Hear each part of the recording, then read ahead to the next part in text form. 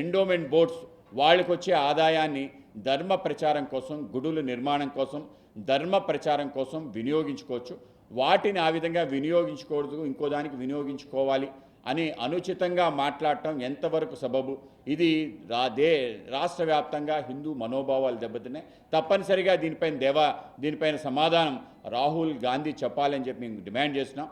అలాగే దీంతో పాటు ఏదైతే ఎండోమెంట్ బోర్డ్, అలాగే మన ఏదైతే చారిటబుల్ ఇన్స్టిట్యూషన్ సంబంధించిన యాక్ట్ ఉందో 1987 యాక్ట్ ఆంధ్రప్రదేశ్లో ఉందో, అది కూడా ఇటువంటి అవకాశాన్ని కల్పిస్తుంది. ఎండోమెంట్ బోర్డు కానీ తిరుమల తిరుపతి దేవస్థానం సంబంధించిన నిధులు ఆలయ నిర్మాణాలు, అలాగే ధూపదీప నైవేద్యాలకు ఏవైతే క్షీణిస్తున్న దేవాలయాలకి వినియోగం చేయాలి అని చెప్పి పెద్ద ఎత్తున ధార్మిక కార్యక్రమాల ప్రచారం, శ్రీనివాసుని కళ్యాణం లాంటి పెద్ద ఎత్తున కార్యక్రమాలు చేయడానికి వినియోగించాలని చెప్పి చెప్పడం జరిగింది. అలాగే తిరుమల తిరుపతి దేవస్థానం ఆధ్వర్యంలో అనేక రకాల విద్యా సంస్థలు నడుస్తున్నాయి, అనేక రకాల వైద్యాలయాలు నడుస్తున్నాయి, అలాగే అనేక సౌకర్యాలు ప్రజలకు కల్పించే విధంగా దేశవ్యాప్తంగా జరుగుతున్న అనేక కళ్యాణ మండపాలు నిర్మాణం చేయడం జరిగింది. ఆ విధంగా ప్రజలకి సేవ చేసే విధంగా ముందుకెళ్తుంది. గరుడ వారధి లాంటి నిర్మాణానికి కూడా టీడీడీ నిధులు వినియోగించడం జరిగింది. అయితే గతంలో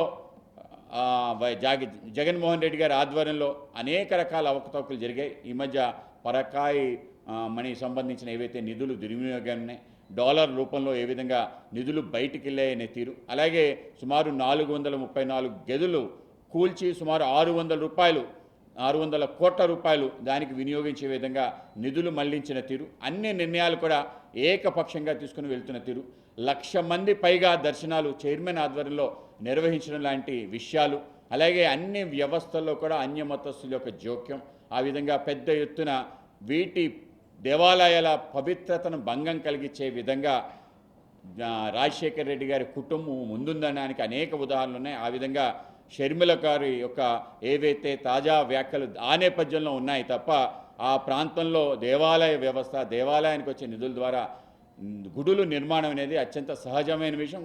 గతంలో అనేక నిర్మాణం కూడా జరిగాయి. కామన్ గుడ్ ఫండ్ పేరు మీదట ఎండోమెంట్ బోర్డు నుంచి వచ్చే నిధులతో అనేక దేవాలయాల నిర్మాణం జరిగింది. టీడీడీ కూడా ఆ విధంగా దేవాలయాల నిర్మాణం కోసం ధార్మిక పరిషత్ ఆధ్వర్యంలో ఇప్పటికే నిర్మాణాలు చేపట్టింది. ఆ విధంగా కొనసాగించాలని ఒక మంచి ఆలోచన, సుమారు 5,000 దళిత వార్డులో నిర్మాణం చేయాలని అందరూ స్వాగతించాలి. పార్టీలకు అతీతంగా అందరూ హర్షాతిరేకాలుగా స్వాగతం పలుకుతున్న నేపథ్యంలో ఆ నిధులు ఇంకో దానికి వాడాలని చెప్పడం ఎంతవరకు సబబని చెప్పి మేము ప్రశ్నిస్తున్నాం. అనేక సుప్రీంకోర్టు తీర్పులు ఉన్నాయి, అనేక రకాల సంస్థలకు సంబంధించిన నిధులపైన సుప్రీంకోర్టు తీర్పులు ఉన్నాయి. ఆ యొక్క తీర్పుల నేపథ్యంలో కూడా ఒకసారి గమనించాలి. ఆ విధంగా రాజ్యాంగానికి సంబంధించిన అన్ని ఏ విషయాలు తెలియకుండా, అలాగే సుప్రీంకోర్టు తీర్పులు కూడా అవగాహన లేకుండా అత్యంత దారుణంగా మాట్లాడిన షర్మిలమ్మ బహిరంగంగా క్షమాపణలు చెప్పాలని మేము కోరుతున్నాం. అలాగే రాహుల్ గాంధీ గారు, సోనియా గాంధీ గారు ఈ విషయం పైన స్పందించాలని చెప్పి కోరుతున్నాం. మీ యొక్క పిసిసి చీఫ్ మీ యొక్క అనుమతి లేకుండా ఇటువంటి దౌర్భాగ్యమైన దిగజారుడు మాటలు ఏ విధంగా మాట్లాడుతుందని చెప్పి మేము ప్రశ్నిస్తున్నాం. కనుక తప్పనిసరిగా దీనిపైన కూడా స్పందించాలని కాంగ్రెస్ పార్టీని మేము కోరుతున్నాం.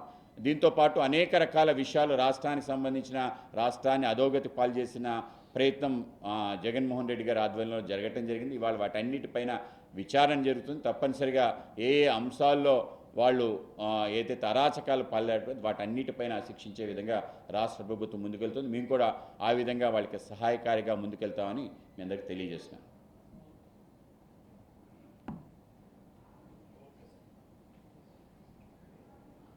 పడిన తర్వాత జరిగిన మొదటి సమావేశం ఆ విధంగా మంచి స్పందన వచ్చింది. పబ్లిక్లో కూడా, రాష్ట్ర వ్యాప్తంగా కూడా వాతావరణం ఏర్పడింది.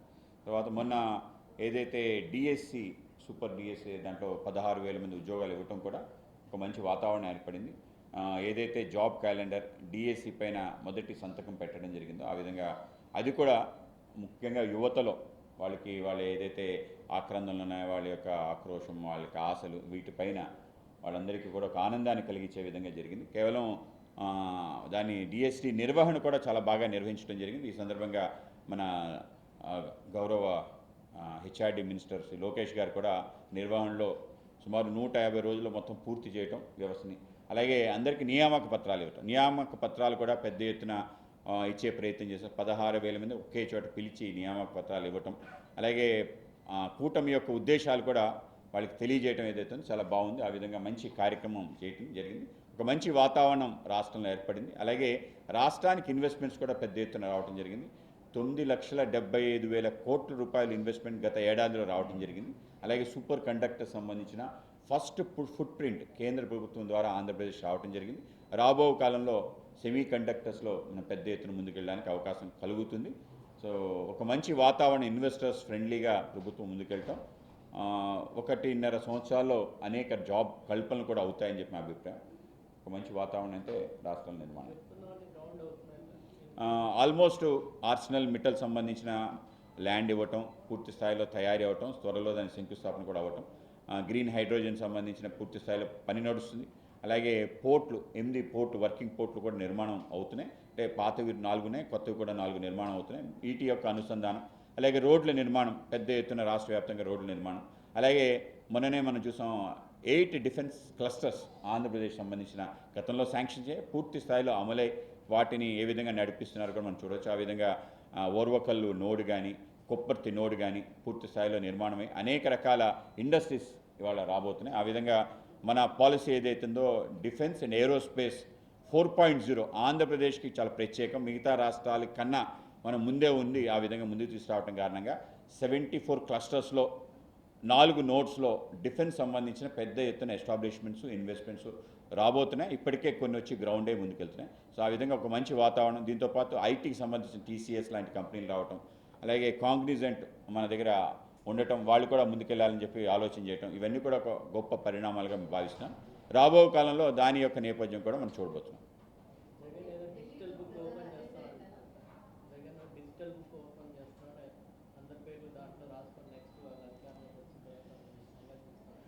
అంటే ఇది చాలా దురదృష్టకరం. ఇటువంటి ఒక అరాచకమైన ఒక ఆలోచనతో ముందుకెళ్ళటం ఏదైతే ఉందో దాన్ని ఎవరు కూడా సమాజం దాన్ని స్వాగతించకూడదు.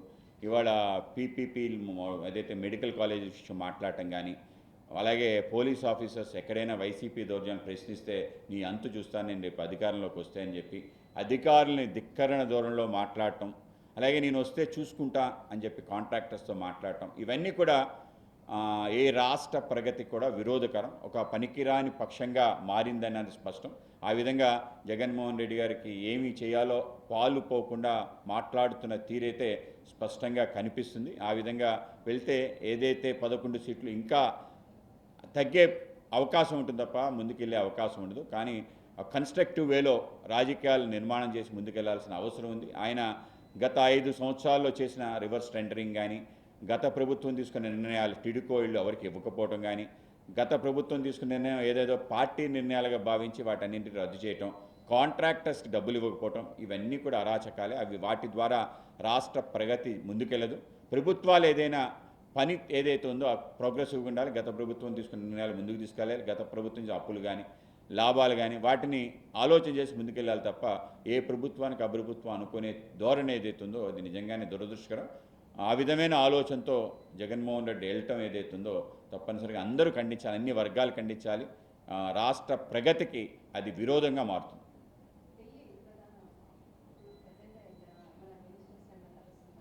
లేదు, పార్టీకి సంబంధించిన సంస్థాగత కార్యక్రమాలు రావటం జరిగింది. సో ఒకసారి చాలా రోజులైంది కనుక పత్రికలు వాళ్ళని కలిసి వెళ్దామని చెప్పి అనుకోవడం జరిగింది. సో వరుసగా మా పార్టీకి సంబంధించిన కార్యక్రమాలు నడుస్తున్నాయి.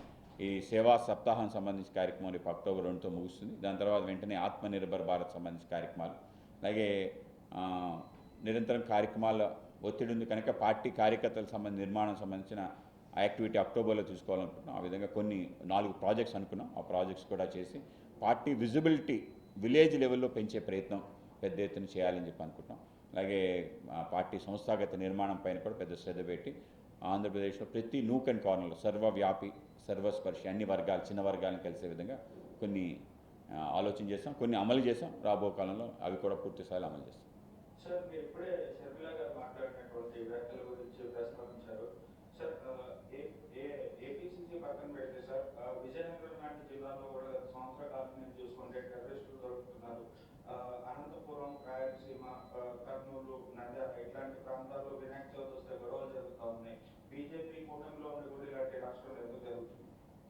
అంటే మొన్న రాయచోటులో ఏదైతే అక్కడ వీరభద్రస్వామి పర్వటపు యాత్రపైన రాళ్లు రువ్వటం అనేది ఒక గొప్ప దురదృష్టకరమైన సంఘటన. మొదటిసారి రాష్ట్రంలో ఎక్కడ లేదు. ఆ విధంగా రాళ్ళు రువ్వటం, ఆ రాళ్ళు రువ్విన తర్వాత ఒక ఉద్రిక్తత వాతావరణం ఏర్పడటం. చివరికి ఎంతవరకు వెళ్ళిందంటే అక్కడ ముస్లింలు హిందువుల మధ్య ఒక డైరెక్ట్ లైన్ గీసిన విధంగా ముస్లిం షాపుల్లోకి హిందువులు వెళ్ళకపోవటం, హిందూ షాపులోకి ముస్లిమ్స్ రాకపోవటం, ఆ విధంగా ఒక భయానక వాతావరణం ఉంది, ఒక ఉద్రిక్త వాతావరణం ఉంది. పీస్ కమిటీ పెట్టి ప్రత్యేకంగా మీటింగ్లు పెట్టడం, వీటి నేపథ్యంలో ఎప్పుడూ లేని విధంగా ఇలా జరుగుతుంది. గతంలో కూడా అయ్యప్ప స్వామి దీక్షలపైన కూడా దాడులు జరిగిన నేపథ్యం.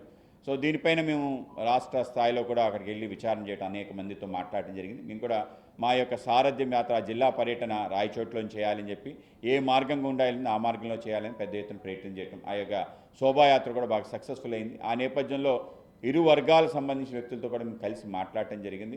వాళ్ళు ఏ మసీదు ముందుగా వెళ్ళామో వాళ్ళందరూ మాకు అందరికీ మాకు మజ్జిగలు అలాగే మంచినీళ్ళు ఇవ్వటం జరిగింది. ఒక మంచి వాతావరణం అయితే రాయచోట్లో ఏర్పడటం జరిగింది. ఆ నేపథ్యంలోనే ఇద్దరు, ముఖ్యంగా సిద్దికి, మొహమ్మద్ అలీని ఇద్దరు 20 సంవత్సరాల క్రితం అక్కడికి వచ్చి స్థిరపడి అక్కడ అనేక రకాల మద్రాసులలో అనేక చోట్ల విషాన్ని కక్కే ప్రయత్నం చేయటం, భారతదేశంలో జిహాద్ చేయాలి అని చెప్పి ఒక పిలుపు ఇవ్వటం, అనేక మంది మనసులు మార్చడం, అలాగే చిన్న చిన్న వ్యాపారాలు చేసి అక్కడే పెళ్లి చేసుకొని ఉన్న నేపథ్యం ఏదైతుందో మనకి భయాన్ని కలిగిస్తుంది. ఇటువంటి విద్రోహ శక్తులు బయట ప్రాంతాల నుంచి వచ్చి పాకిస్తాన్ శిక్షణ పొందిన వ్యక్తులు ఎవరైతే ఉన్నారో వాళ్ళు చేశారు తప్ప ఎవరైతే మన ప్రాంతంలో ఉండే ముస్లింస్ ఈ విధంగా వెళ్ళే అవకాశమే లేదు. కనుక పెద్ద ఎత్తున అన్ని చోట్ల కూడా బయట ప్రాంతాల నుంచి తీసుకొచ్చి స్థిరపడే విధంగా ఒక వ్యవస్థ చేస్తున్నారు. దీనిపైన నిఘా వర్గాలు చూడాలి అని చెప్పి మేము అడుగుతున్నాం. మొన్న ధర్మవరంలో అలాగే విజయనగరంలో కూడా ఈ విధంగానే దొరకడం జరిగింది. విజయనగరంలో దొరికిన వ్యక్తి యొక్క కూపీ లాగితే ఏదైతే అనేక రకాల విషయాలు బయటపెట్టి అందరినీ కూడా ఆందోళన కలిగించే అంశాలు, ఈ విధంగా యువతని పెడదారి పట్టించే విధంగా, మతపరమైన ఉద్రిక్తలు రగించే విధంగా వాళ్లచే ఒక బాంబుని తయారు చేసి నువ్వు నిర్మాణం చేసి ఒక చిన్న విస్ఫోటనం చేస్తే రాబో కాలంలో నీకు పెద్ద ఎత్తున అల్లా నీకు వరాలు ఇస్తాడని చెప్పి ఏ విధంగా మనసు మార్చాడో, తను పోలీస్ డిపార్ట్మెంట్లో చేరాలనుకునే ఒక వ్యక్తి యొక్క మనసులో తన కుటుంబంలో వాళ్ళ నాన్నగారు వాళ్ళ అన్నయ్య పోలీస్ డిపార్ట్మెంట్లో ఉండగా కూడా చేయగలిగారంటే ఆ విధంగా వాళ్ళ యొక్క నెట్వర్క్ ఏ విధంగా ఉంది, ఇది కూడా భయాన్ని కలిగిస్తుంది. తప్పనిసరిగా దీనిపైన తీవ్రంగా వ్యవహరించడం, ఉక్కుపాదంతో అణిచివేయటం ఎన్డీఏ కూటమి చేస్తుందని ఆ విధంగా ఎన్ఐఏ వర్గాలు ఇప్పటికే నిఘా పెంచడం జరిగింది. ఎక్కడ ఇటువంటి వాళ్ళని ఏరి వేత పెద్ద ఎత్తున జరుగుతుంది. ఏ విధంగా అయితే ఆపరేషన్ కగార్లో నెక్సల్స్ అందరినీ కూడా మనం చీపురుతో వాళ్ళని ఏ విధంగా పక్కన పెట్టాం, ఆ విధంగానే రాష్ట్రంలో ఇటువంటి తీవ్రవాద ఉగ్రవాద కార్యకలాపాలు చేసే వాళ్ళ పైన కఠినంగా వ్యవహరిస్తామని చెప్పి రాష్ట్ర ప్రభుత్వం ఇప్పటికే జారీ చేయడం జరిగింది. ఆ విధంగా అన్ని చోట్ల సోదాలు జరుగుతున్నాయి, అనేక మంది పట్టుకోవడం జరిగింది. కనుక దానిపైన మేము తీవ్రంగా తీసుకుంటున్నాం, ఆ విధంగా ముందుకెళ్తాం.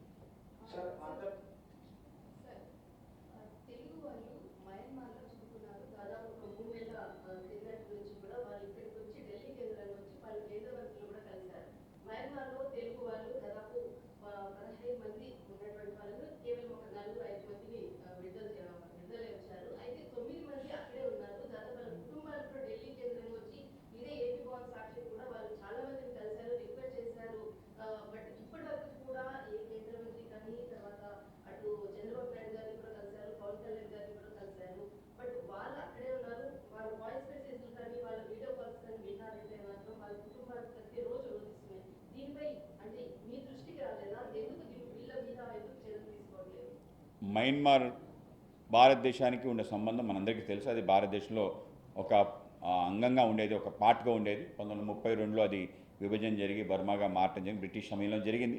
అయితే ఇక్కడి నుంచి అక్కడికి వెళ్ళి వ్యాపారాలు చేసుకోవటం, పనులు చేసుకోవటం, అనేక మంది ముఖ్యంగా ఆంధ్ర ప్రాంతం నుంచి బర్మాకి వలస వెళ్ళిన వాళ్ళు అనేక మంది సుమారు 100 సంవత్సరాల క్రితం నుంచి ఆ విధంగా వెళ్ళటం, అక్కడ అనేక కాలనీస్ తెలుగు వాళ్ళే ఉండటం, అనేక కుటుంబాలు అక్కడ ఉన్న నేపథ్యంలో గతంలో 1970 ఆ ప్రాంతంలో అక్కడ ఏదైతే నియంతృత్వ ప్రభుత్వం రావటం కారణంగా పెద్ద ఎత్తున ఓడలతో మన ప్రాంతానికి రావటం జరిగింది. ఆ విధంగా బర్మా కాంది సిక్కులు అని చెప్పి మన ప్రాంతంలో అనేక చోట్ల ముఖ్యంగా మా విశాఖపట్నంలో వేలాది మంది రావటం జరిగింది. ఆ విధంగా షిప్లో వచ్చిన వాళ్ళకి ఆశ్రయం ఇవ్వటం, వాళ్ళకి భూములు ఇవ్వటం, వాళ్ళకి ఇల్లు నిర్మాణం చేసి వాళ్ళకి ఆసరా ఇవ్వటం అనేది కూడా పరిపాటి కేవలం ఇక్కడనే కాదు, ఒరిస్సాలో కానీ తమిళనాడులో కానీ బర్మా కాంది సిక్కుల్ని మనం కాపాడటం జరిగింది.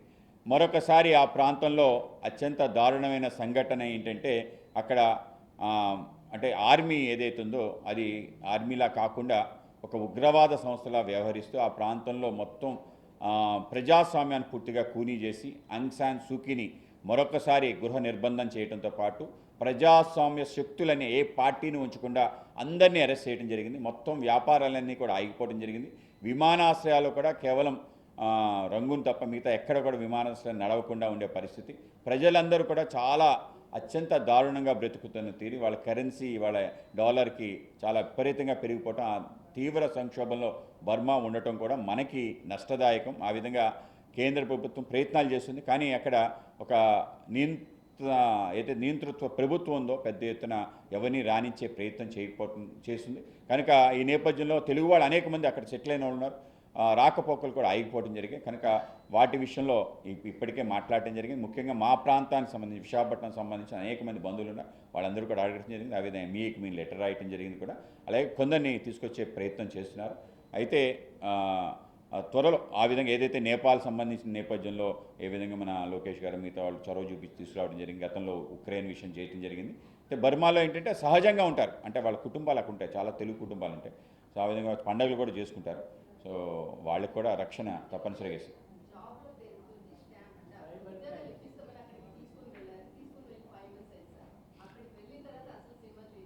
అదే అంటే ఈ వీధని కానీ అనేక మంది వ్యాపారాలు కూడా మనకి బర్మాతో ఉన్నాయి, వాళ్ళు కూడా చాలా ఇబ్బంది పడుతున్నారు. ఎందుకంటే కంప్లీట్గా అయిపోయింది, వాళ్ళు బయటకు వెళ్ళడానికి కూడా లేదు, ఎందుకంటే పాస్పోర్ట్స్ కూడా సీజ్ చేశారు. ఆ విధంగా వ్యాపారస్తులు ఉన్నారు. సో వాళ్ళందరూ కూడా గతంలో చెప్పడం మేము ఎంఈఏకి ఇవ్వడం జరిగింది. ఇది కూడా ఏదైతే జాబ్స్ పేరు మీద తీసుకెళ్ళటం అనేది అక్కడ ఉంచేయటం, ఇది కూడా దారుణం. గల్ఫ్లో కూడా గతంలో జరిగే ఇష్యూస్ సేమ్, వాటిపైన చర్యలు తీసుకున్నాం. కానీ అక్కడ డైలాగ్ వేయడానికి అవకాశం లేకుండా ఉంది. సో ఆ విధమైన ప్రభుత్వం అక్కడ నడుస్తుంది, చాలా దురదృష్టకరం. త్వరలో ప్రజాస్వామ్యం రావాలని చెప్పి యాంగ్ సాన్ సూకీ లాంటి వాళ్ళు బయటికి రావాలని మనం మద్దతు ఇస్తున్నాం, వాటికి పూర్తి సపోర్ట్ చేస్తాం. బంగ్లాదేశ్లో కూడా అలానే చేస్తున్నాం. సో వాటి ఎఫెక్ట్ ఆంధ్రప్రదేశ్కి ఉంటుంది, ఎందుకంటే బర్మాతో మనకు అంతవంటి సంబంధం ఉంది తెలుగు వాళ్ళకి.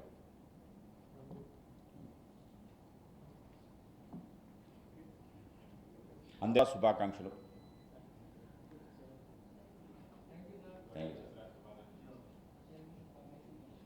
ముఖ్యమంత్రి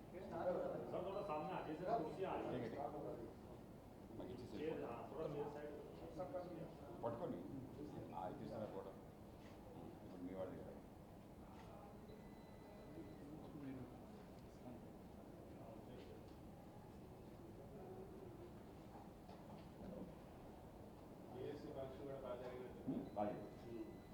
ఇది గవర్నమెంట్ది, మాది నిన్న గుర్రం జాషువా కార్యక్రమం చాలా బాగా జరిగింది. అందులో విజిబిలిటీ పెంచి ఈ కార్యక్రమం చేసింది. 3-4 కార్యక్రమాలు, అంటే ఎవ్రీ మంత్ ఒక స్టేట్ రిలేటెడ్ యాక్టివిటీ చేయాలి. సో ఇప్పటికి 4 ప్రోగ్రామ్స్ చేస్తాం. ఒక మొదటి సృష్టి అని చెప్పి ఈ పంచబ్రాహ్మణులు ఉన్నారు కదా, పంచబ్రహ్మలు సంబంధించి విశ్వకర్మ వాళ్ళతో ఒక సమావేశం అమరావతిలో పెట్టాం. ఎక్కడైతే పూజలు యజ్ఞం చేసాం కార్యక్రమం. అలాగే రెండోది స్ఫూర్తి అని చెప్పి సంచార జాతర, అది కూడా ముందు రౌండ్ టేబుల్ కాన్ఫరెన్స్ కండక్ట్ చేసి 36 దగ్గరికి వాళ్ళందరూ వచ్చారు. కలవటం వేరు, అందరూ రావడం. రాష్ట్ర ప్రభుత్వం కూడా బాగా దానికి కలిసి చేద్దాం అనేది ముందే డిక్లేర్ అయిపోయింది. తర్వాత నేను గుర్రం జాషువా రేపు ఖాదీ సంత పేరు మీదట అక్టోబర్ 2 బాబు గారు చంద్రబాబు నాయుడు గారు అన్ని డిస్ట్రిక్ట్స్లో, బట్ 4 చోట్ల ప్రధానంగా Visakhapatnam. Good afternoon to everyone. Bharatiya Janata party Andhra Pradesh ఆధ్వర్యంలో అనేక రకాల కార్యక్రమాలు జరుగుతున్నాయి. ముఖ్యంగా నేను భారతీయ జనతా పార్టీ రాష్ట్ర అధ్యక్షుడిగా ఎన్నికైన తర్వాత రాష్ట్ర వ్యాప్తంగా సారథ్యం పేరు మీదట పర్యటనలు ముగించడం జరిగింది. మొన్న 14వ తారీఖు సెప్టెంబర్ 14వ తారీఖు విశాఖపట్నంలో జేపీ నడ్డా గారిచే బహిరంగ సభతో కార్యక్రమం మొదటి విడత సారథ్య కార్యక్రమం పూర్తయింది. అలాగే ఆంధ్రప్రదేశ్ సంబంధించిన అనేక రకాల కార్యక్రమాలు ప్రభావవంతంగా ముందుకు తీసుకెళ్లే ప్రయత్నం, ముఖ్యంగా మా ప్రాంతంలో ఉండే సంచార జాతులకు సంబంధించిన వాళ్ళ హక్కులు కల్పించే ఒక ప్రయత్నం స్ఫూర్తి అని చెప్పి కార్యక్రమం చేయడం జరిగింది. వాళ్ళందరికీ కూడా ఎన్టీ డిఎన్టీ సర్టిఫికెట్ ఇచ్చే విధంగా రాష్ట్ర ప్రభుత్వం కూడా అంగీకరించడం, వాళ్ళకి ప్రత్యేక హాస్టల్స్ నిర్మాణం కోసం కూడా ఒక ప్రయత్నం, ఆ విధంగా ఒక కార్యక్రమం చేయడం జరిగింది. అలాగే ఏదైతే పంచబ్రహ్మలు ఉన్నారో విశ్వకర్మ జయంతి సందర్భంగా వాళ్ళ యొక్క సమావేశం ఏర్పాటు చేసి ఒక విశ్వకర్మ విగ్రహాన్ని రాజధానిలో నిర్మాణం చేయాలని చెప్పి కూడా ముఖ్యమంత్రి గారిని అడగటం జరిగింది. అలాగే ఆ యొక్క ఎవరైతే ఆ వృత్తిలో ఉన్నారో వాళ్ళకి గౌరవం కల్పించే విధంగా వాళ్ళకి మిగతా అనేక రకాల విషయాలు ముందుకు తీసుకెళ్లే ప్రయత్నం తప్పనిసరిగా చేస్తాం. అలాగే నిన్న మేము గుర్రం జాషువా గారి యొక్క జయంతి పెద్ద ఎత్తున రాష్ట్ర వ్యాప్తంగా చేయటం జరిగింది. గుర్రం జాషువా గారి యొక్క భూమిక, ఆయన నేపథ్యం, ఆయన ఒక జాతీయవాద అంశాలతో ముడిపడి అనేక రకాల విషయాలు మాట్లాడటం, వీటన్నిటి కూడా ముందుకు తీసుకెళ్లే ప్రయత్నం చేస్తాం. అలాగే ఎల్లుండ అక్టోబర్ 2 గాంధీ జయంతి సందర్భంగా 2, 3 తారీఖుల్లో ఆంధ్రప్రదేశ్ రాష్ట్ర వ్యాప్తంగా ఖాదీ సంతల పేరు మీదట ఏదైతే ఖాదీ వస్త్రాలు ఉన్నాయో, అలాగే చేనేత వస్త్రాలు, అలాగే హస్తకళలకి సంబంధించిన పెద్ద ఎత్తున ఒక ఎగ్జిబిషన్ లాగా స్వదేశీ మేళా రూపంలో ఖాదీ సంత పేరు మీదట నిర్వహిస్తున్నాం. ఈ యొక్క కూటమి ఆధ్వర్యంలో చేయాలని చెప్పి అందరూ కలిసి చేసే విధంగా ఈ యొక్క కార్యక్రమం ఉంటుంది. మన రాష్ట్ర ముఖ్యమంత్రి గౌరవ శ్రీ చంద్రబాబు నాయుడు గారు దాని ఇనాగ్రేషన్కి విజయవాడలో రాబోతున్నారు. ఆ విధంగా రాష్ట్ర వ్యాప్తంగా ఈ ఖాదీ సంతలు చేయటం, అలాగే ప్రధాని నరేంద్ర మోడీ గారు ఆత్మనిర్భర్ భారత్ అని చెప్పి ఏదైతే అంశాన్ని లేవనెత్తి స్వయం సమృద్ధి భారత్గా భారతదేశం తయారవడానికి అనేక రకాల విషయాలు మాట్లాడుతున్నాం. దానికి ముందుకు తీసుకెళ్లే విధంగా ఆత్మనిర్భర్ అభియాన్ కూడా రాష్ట్రంలో చేపట్టడం జరిగింది. స్వదేశీ ఉద్యమాన్ని పెద్ద ఎత్తున ఆంధ్రప్రదేశ్లో నిర్వహించడానికి కావాల్సిన ఒక నేపథ్యం, అనేక రకాల విషయాలు ఆంధ్రప్రదేశ్ సంబంధించిన అంశాలు ముందుకు తీసుకెళ్తూ దేశానికి సంబంధించిన వస్తువులు కొనడం, అలాగే దాన్ని వినియోగించడం చేయాలి అని చెప్పి, దాని ప్రచారం కూడా చేయాలని చెప్పి ఈ యొక్క ఖాదీ సంతల యొక్క ఆలోచన. ఆ విధంగా రాష్ట్ర వ్యాప్తంగా స్వదేశీ ఉద్యమం మరొకసారి తీసుకురావాలి. గతంలో స్వతంత్రం కోసం జరిగితే ఈసారి ఆర్థిక స్వావలంబనం కావడం కోసం ఈ యొక్క కార్యక్రమం ఉండబోతుంది. ఆ విధంగా దానికి సంబంధించిన మర్కండైజింగ్, అలాగే దాని పబ్లిసిటీ, ప్రమోషన్, ఇవి కూడా పెద్ద ఎత్తున చేయాలని చెప్పి అనుకోవటం జరుగుతుంది. ఆ విధంగా అనేక రకాల కార్యక్రమాలు రూపకల్పన చేసి ఆంధ్రప్రదేశ్లో భారతీయ జనతా పార్టీ ప్రయాణాన్ని కొనసాగిస్తుంది.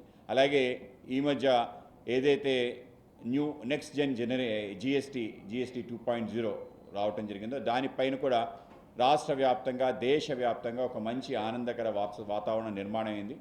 దసరా, దీపావళి 2 ముందే వచ్చాయనే విధంగా సెప్టెంబర్ 22 నుంచి పెద్ద ఎత్తున మేము అవుట్ రీచ్ ప్రోగ్రామ్స్ కూడా చేయడం జరుగుతుంది. స్వయంగా నిర్మలా సీతారామన్ గారు విశాఖపట్నం రావటం, ఆ విధంగా పెద్ద ఎత్తున ఒక సమావేశం కూడా ఏర్పాటు చేసుకోవడం జరిగింది. ప్రతి జిల్లాలో కూడా ప్రతిరోజు కూడా షాపింగ్ మాల్స్లోకి, అలాగే షాప్స్లోకి ట్రేడర్స్ని కలిసే కార్యక్రమం, ఒక అవుట్ రీచ్ కార్యక్రమం చేయడం జరిగింది. కొన్ని వర్గాలు వాళ్ళకి సంబంధించి కొన్ని సమస్యలు చెప్పడం, ముఖ్యంగా టెక్స్టైల్ సంబంధించిన వాళ్ళు, రెడీమేడ్ గార్మెంట్స్లో అయితే 6.25% వరకు తగ్గాయి. మిగతా వాటిలో ఆ విధంగా వాళ్ళ దగ్గర కూడా కొంత అర్జీలు తీసుకొని వాటిని కూడా కేంద్రానికి పంపించే ప్రయత్నం మేము చేస్తున్నాం. ఆ విధంగా జిఎస్టీ సంబంధించిన అవుట్ రీచ్ ప్రోగ్రామ్స్ పెద్ద ఎత్తున చేస్తున్నాం. అయితే రాష్ట్ర ప్రభుత్వం అన్ని రాష్ట్రాల కన్నా ముందుగానే ఒక తీర్మానాన్ని ప్రవేశపెట్టి జిఎస్టీ అమలులో దాని సంబంధించిన ఏవైతే సౌకర్యాలు ప్రజలకి దక్కుతున్నాయో వాటిని డిస్ప్లే చేసే విధంగా పెద్ద ఎత్తున రాష్ట్ర అన్ని ట్రేడ్ ఆర్గనైజేషన్స్కి కూడా వాళ్ళు సూచనలు ఇవ్వడం జరిగింది. తద్వారా ప్రతి హోటల్లో కూడా ముందు డిస్ప్లే చేయడం జరిగింది. జిఎస్టీ రెజీమ్ ముందు ధరలేంటి, జిఎస్టీ 2.0 అమలైన తర్వాత ధరలేంటి అనే పట్టికలు పెట్టడం, మాల్స్ దగ్గర ఎంత ధర తగ్గాది అనే విషయం కూడా స్పష్టంగా చేయటం, ముఖ్యంగా టీవీలు కానీ, డిష్ వాషర్స్ కానీ, ఏసీల పైన ఏ విధంగా తగ్గిందని చెప్పి విషయాన్ని ప్రదర్శన చేస్తున్నాం. అలాగే ఏవైతే హెల్త్ సంబంధించిన హెల్త్ ఇన్సూరెన్స్ కానీ, మెడికల్ ఇన్సూరెన్స్లో కానీ 0% చేయటం అనే అంశాన్ని కూడా పెద్ద ఎత్తున ప్రచారం కల్పించే ప్రయత్నం కూడా చేస్తాం. రాష్ట్ర ప్రభుత్వం దీన్ని ఇంకా మరింత ముందుకు తీసుకెళ్లే విధంగా నిన్న అనేక జీవోలు విడుదల చేయడం జరిగింది. సూపర్ జిఎస్టీ, సూపర్ సేవింగ్స్ అనే కార్యక్రమాన్ని రాష్ట్ర వ్యాప్తంగా 60,000 ప్రదేశాల్లో చేయాలని, చిట్ట చివరి గ్రామం వరకు దీన్ని తీసుకెళ్లాలనే ప్రయత్నం చేయడం చాలా అభినందనీయం. ఆ విధంగా రాష్ట్ర ముఖ్యమంత్రి చంద్రబాబు నాయుడు గారికి అభినందనలు తెలియజేస్తాను.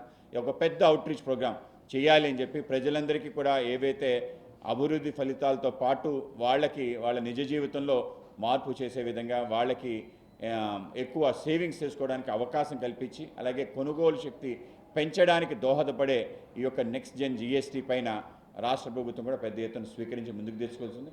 రేపు 16వ తారీఖు స్వయంగా ప్రధానమంత్రి గారు కూడా ఈ కార్యక్రమంలో పాల్గొవాలని ఆహ్వానం పలకటం జరిగింది. దాని ఇంకా పూర్తి వివరాలు ఇంకా రాలేదు. ఆ విధంగా ఒక ప్రయత్నం రాష్ట్ర ప్రభుత్వం చేయాలని చెప్పి ఆలోచన చేస్తుంది. అందరూ కేంద్ర మంత్రులు కూడా ఆహ్వానించాలని చెప్పి ప్రతి జిల్లాలో కూడా కొన్ని రోడ్ షోస్ నిర్వహించడం, అలాగే ప్రజల్ని, అలాగే ట్రేడ్ బాడీస్ను కూడా కలిసే ప్రయత్నం చేయాలని చెప్పి ఆలోచన చేస్తుంది. ఆ విధంగా మేము కూడా దాంట్లో సకారాత్మకంగా పాల్గొని పెద్ద ఎత్తున ఏదైతే జిఎస్టీ కారణంగా లాభం చేకూరుతుందో ప్రజలకు వివరించే ప్రయత్నం పెద్ద ఎత్తున చేయాలని చెప్పి అనుకుంటున్నాం. ఆ విధంగా రాబో కాలంలో ముందుకెళ్లే ప్రయత్నం చేస్తున్నాం. అలాగే ఇంకో పక్క మొన్న షర్మిలమ్మ అనేక రకాల విషయాలు మాట్లాడటం జరిగింది. ముఖ్యంగా హిందూ మనోభావాలు మరొకసారి విఘాతం కలిగించే విధంగా తిరుమల తిరుపతి దేవస్థానం యొక్క నిధులతో సుమారు 5,000 దేవాలయాలు నిర్మాణం చేయాలని గౌరవ ముఖ్యమంత్రి గారు ప్రకటన చేసిన నేపథ్యంలో దేవాలయాల నిర్మాణం చేయటం అంటే అది ఆర్ఎస్ఎస్ ఎజెండా అని చెప్పి మాట్లాడటం ఏదైతుందో ఆవిడికి ఆర్ఎస్ఎస్ అంటే దేవాలయం అంటే కూడా కించిత్ దానిపైన పరిజ్ఞానం లేకుండా అవివేకంగా మాట్లాడటాన్ని మేము తీవ్రంగా ఖండించాం, అలాగే ఖండిస్తున్నాం. కేవలం అదే కాకుండా మరింత ముందుకెళ్ళిపోతూ ఈ యొక్క టీటీడీ నిధులు అనేక టాయిలెట్స్ కట్టడానికి ఎందుకు వినియోగించుకోకూడదు, అదే దళిత వార్డులో మిగతా నిర్మాణాలు చేయడానికి ఆలోచన ఎందుకు చేయకూడదని మాట్లాడటం, ఇవన్నీ కూడా ఆవిడికి దేవాలయ వ్యవస్థ గురించి ఎటువంటి ఆలోచన కానీ ఎటువంటి విధాన నిర్ణయానికి సంబంధించిన అవగాహన లేదు. దానికి కారణంగానే ఈ విధంగా మాట్లాడుతుంది. ఆవిడ జీవితంలో ఎప్పుడైనా ఒక దేవాలయాన్ని సందర్శించిన దాన్ని ప్రశ్నిస్తున్నాను. కేవలం మత ప్రచారం చేసి స్వయంగా తన భర్తతో కలిసి పెద్ద ఎత్తున ఈ యొక్క ప్రచార సభల్లో పాల్గొంటూ మత మార్పుళ్ళు చేయాలనే ఒక ప్రయత్నం పెద్ద ఎత్తున చేయటం జరిగింది. కేవలం ఈవిడే కాదు, ఈవిడ అక్కడ పిసిసి ప్రెసిడెంట్గా పెట్టిన నేపథ్యంలో సోనియా గాంధీ గారు కానీ రాహుల్ గాంధీ వీళ్ళిద్దరూ కూడా ఈ యొక్క ప్రయత్నంలో ఆవిడని ప్రోత్సహించారని చెప్పి మనకు స్పష్టంగా అర్థమవుతుంది. గతంలో కూడా ఇటువంటి సందర్భాలు అనేకం రావటం జరిగింది. ముఖ్యంగా వైఎస్ రాజశేఖర రెడ్డి గారు ముఖ్యమంత్రిగా ఉన్న నేపథ్యంలో ఆ రోజు సోనియా గాంధీ అధ్యక్షురాలుగా ఉన్న నేపథ్యంలో ఏదైతే తిరుమల తిరుపతి దేవస్థానం చంపిన 7 కొండల్ని ఒక 3 కొండలుగా మార్చాలి అని చెప్పి జీవో ఇవ్వటంతో పాటు అనేక రకాల నియామకాలు ఏవైతున్నాయో అది రాజ్యాంగ విరుద్ధంగాను, టీటీడీ సంబంధించిన వాళ్ళ యొక్క నిర్ణయాలకు విరుద్ధంగాను, అలాగే హిందూ మనోభావాలు గాయపరిచే విధంగా ఆ రోజు పద్మావతి యూనివర్సిటీ వైస్ ఛాన్సలర్ వీణా దాస్ లాంటి ఒక మహిళని నియమించడం, ఆవిడ ఆ యొక్క యూనివర్సిటీలో ఉండే స్వామివారి యొక్క చిత్రపటాలు, అమ్మవారి చిత్రపటాలు తొలగించిన తీరు, అలాగే అనేక మంది చైర్మన్లుగా ఎవరైతే నాస్తికవాదానికి అలాగే క్రైస్తవవాదానికి ఊతం ఇచ్చేటువంటి వ్యక్తులకి నియామకాలు చేసే ప్రయత్నం చేయటం, అలాగే పెద్ద ఎత్తున ఆ సమయంలో అనేక రకాల విషయాలు ఆంధ్రప్రదేశ్లో చోటు చేసుకున్న నేపథ్యం.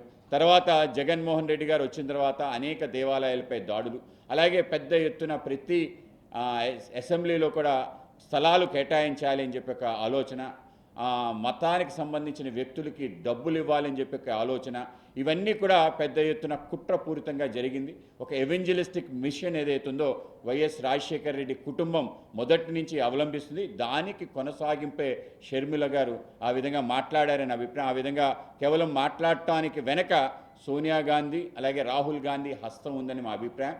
దీనిపైన తప్పనిసరిగా రాహుల్ గాంధీ కూడా సమాధానం చెప్పాలని చెప్పి మేము అడుగుతున్నాం. ఇవాళ తిరుమల తిరుపతి దేవస్థానం నిధులతో గుడులు నిర్మాణం చేస్తే మీకెందుకు అభ్యంతరం చెప్పి అడుగుతున్నాం. దీనిపైన ప్రకటన కూడా చేయాలి అని చెప్పి మేము డిమాండ్ చేస్తున్నాం. ఇవాళ ఆర్టికల్ 25 ప్రజలకి హక్కు, మతానికి సంబంధించిన ప్రచారం చేసుకోవచ్చు, వాళ్లకు ఆ విధంగా తిరిగే అవకాశం, మత స్వేచ్ఛ ఈ దేశంలో ఆర్టికల్ 25 రాజ్యాంగబద్ధంగా ఇస్తుంది. అలాగే ఆర్టికల్ 26 ఏవైతే ధార్మిక సంస్థలు ఉన్నాయో వాటి నిధుల్ని వాళ్ళ ధర్మ ప్రచారానికి వినియోగించుకునే అవకాశం రాజ్యాంగపరంగా వాళ్ళకి ఆర్టికల్ 56 కల్పించింది. ఆ విధంగా తిరుమల తిరుపతి దేవస్థానం కానీ మిగతా